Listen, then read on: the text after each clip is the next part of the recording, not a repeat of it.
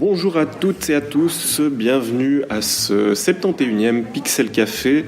Aujourd'hui, c'est Dr D qui vous parle en compagnie de Lyra et de Léviathan. Salut. Hello. Alors, aujourd'hui, un sujet plutôt sympa. Ça va être dans la lignée des cahiers de doléances adressés aux éditeurs. On va s'intéresser à ces personnages de jeu qui sont plutôt des persos secondaires, ou en tout cas qui ne sont pas des héros, et qui mériteraient peut-être d'avoir un épisode à eux tout seuls. Alors je ne sais pas si quelqu'un veut commencer autour de la table. Alors je vais commencer par mon premier choix qui est l'antagoniste de toujours de Mario, qui est, je le nomme Bowser. On a toujours eu des épisodes donc, sur le plombier à casquette rouge, mais jamais sur son ennemi. Malgré le fait que dans un ou deux jeux qui sortent du canon de la série, on a pu le contrôler, mais j'aimerais vraiment qu'ils approfondissent un petit peu ce personnage, genre par exemple essayer de reconstruire son empire, ou bien n'importe quoi, mais c'est vrai qu'après l'épisode secondaire des sbires de Bowser dans Mario et Luigi, il y a matière à se refaire un honneur. C'était pas un épisode secondaire particulièrement intéressant. Alors, au moins ça me rassure du moment que tu nous dis que dans l'univers de Mario c'est pas Waluigi qui a besoin d'un épisode à lui. Oh non. Mais ma foi. Lyra a une proposition aussi? Alors moi je pensais pas forcément à un antagoniste, mais plutôt un...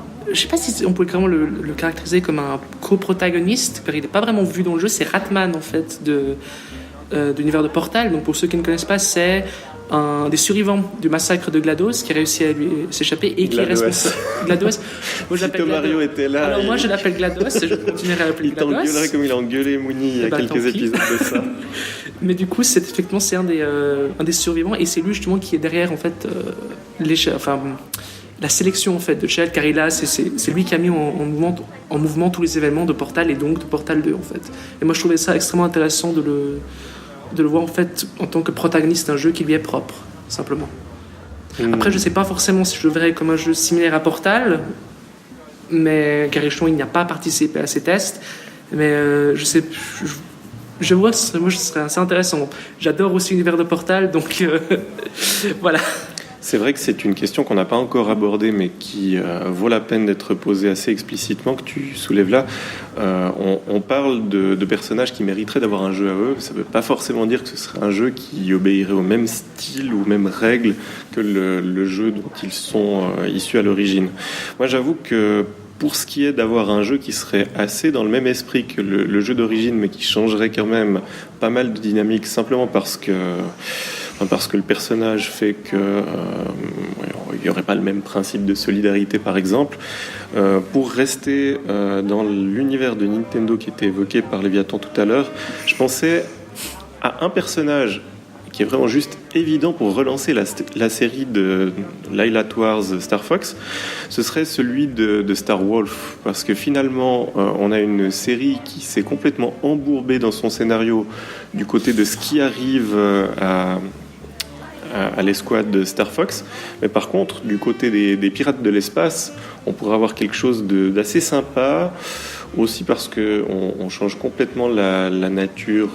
On est les gentils, ce qui amènerait à quelque chose de potentiellement un peu plus questionnable du point de vue éthique. Est-ce qu'on prend le parti des bons ou plutôt des méchants? Est-ce qu'on le fait pour de l'argent? Est-ce qu'on est correct dans notre façon de tout détruire?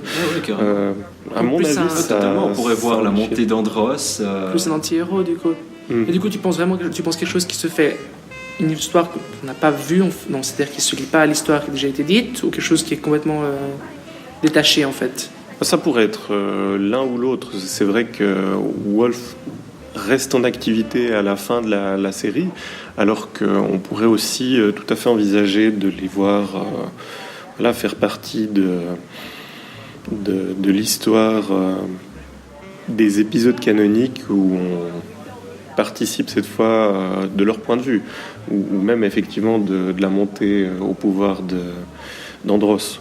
Ça pourrait être assez sympa. Mais je pense que vous allez peut-être me contredire, on risque d'avoir pas mal d'exemples qui seront plutôt basés sur les méchants qui, pour certains, ont un background qui suffit à lui-même pour on se dise ah mais tiens, mais il mériterait un jeu, ou il mériterait au pluriel plusieurs jeux, au pluriel aussi. Après, le souci que moi j'ai en fait avec les jeux, donc qui se rattachent à une histoire qui a déjà été racontée quelque part, on a l'événement de surprise est quelque peu, il n'est pas très forcément présent. Après, il y a d'autres exceptions, il y a des exceptions des cas qui ont déjà été faits sur des méchants où l'effet de surprise, on le relance parce qu'elle raconte quelque chose on ne pouvait pas savoir sans leur point de vue.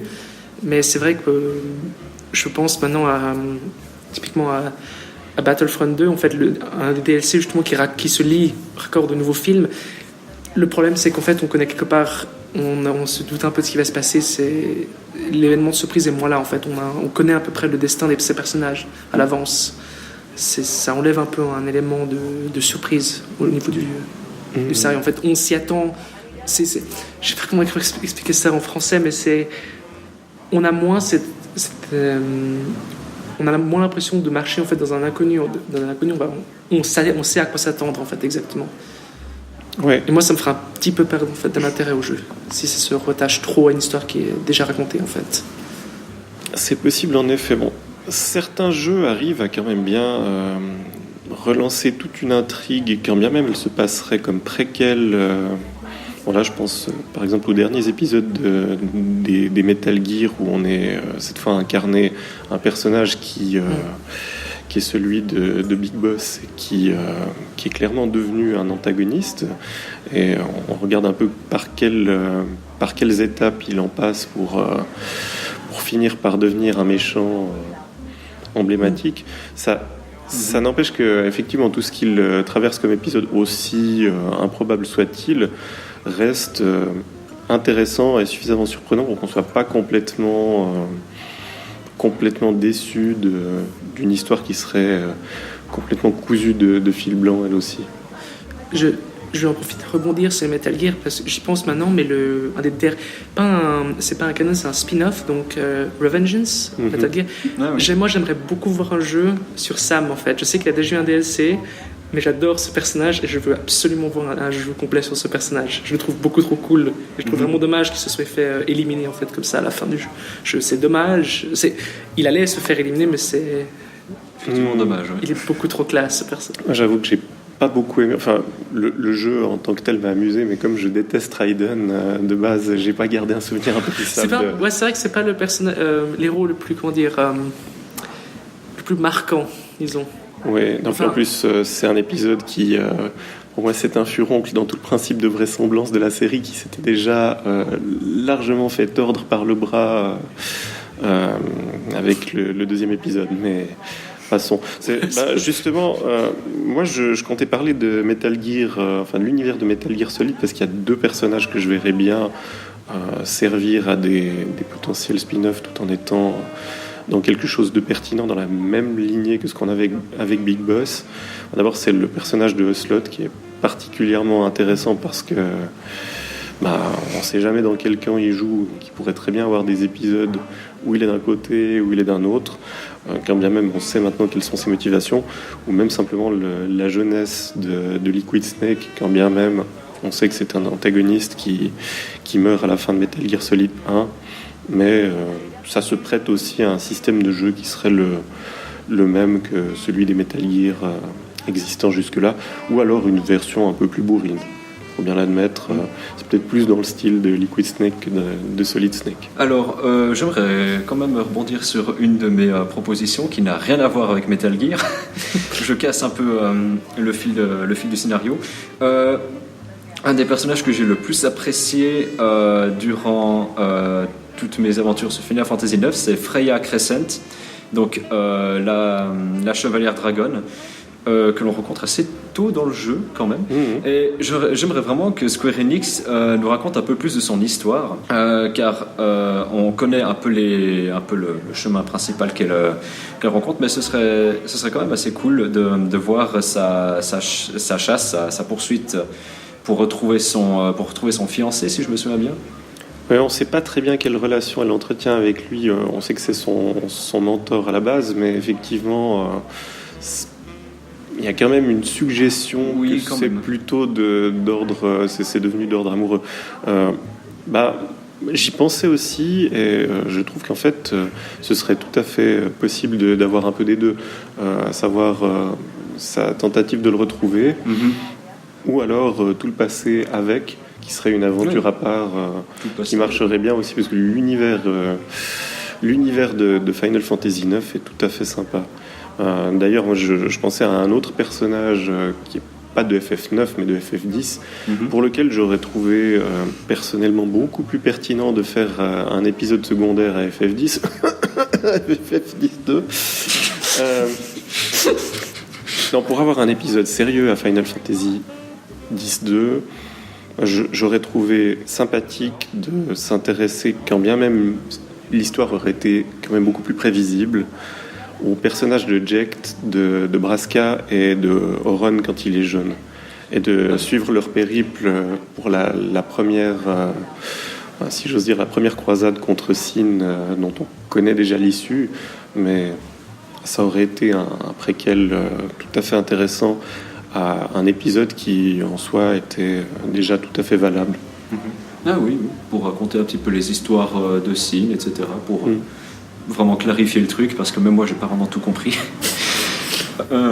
Est-ce que Lyra, tu as quelque chose à... J'en ai encore un ou deux. Malheureusement, ça ne peut pas rebondir sur Final Fantasy parce que j'ai jamais joué à aucun jeu de la série. Ah mince. Malheureusement, je sais. Mais moi, je pensais à un des co-protagonistes en fait de Dishonored 2, Megan Foster, qui en fait aide en fait.